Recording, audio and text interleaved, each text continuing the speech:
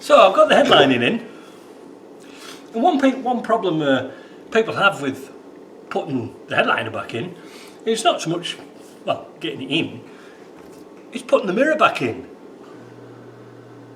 Because you see, it's got a spring-loaded safety clip on here so that if you hit it, it'll unclip and it won't go through your head, you know.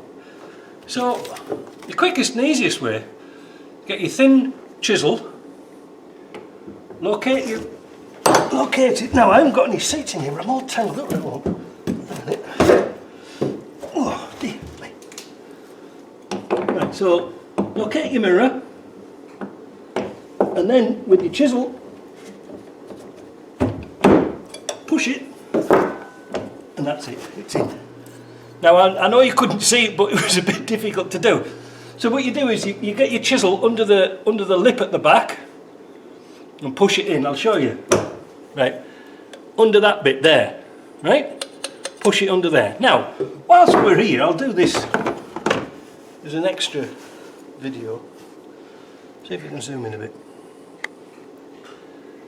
You'll have probably noticed, the observant of you, I've got a little stain on there. It's inevitable when you're putting roof linings in and things like that, you get stains on fabrics. So what we're going to do, we're going to use this stuff, camping fuel, naphtha. Put a little piece on a small rag, clean, and rub it off, and it will eventually disappear. Unfortunately, the can I've been using, the can's all rusty, making the stain a bit worse, but it will actually dry out and disappear.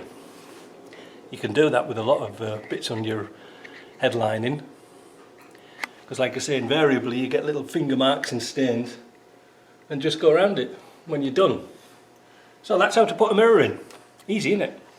Talk to you later, bye.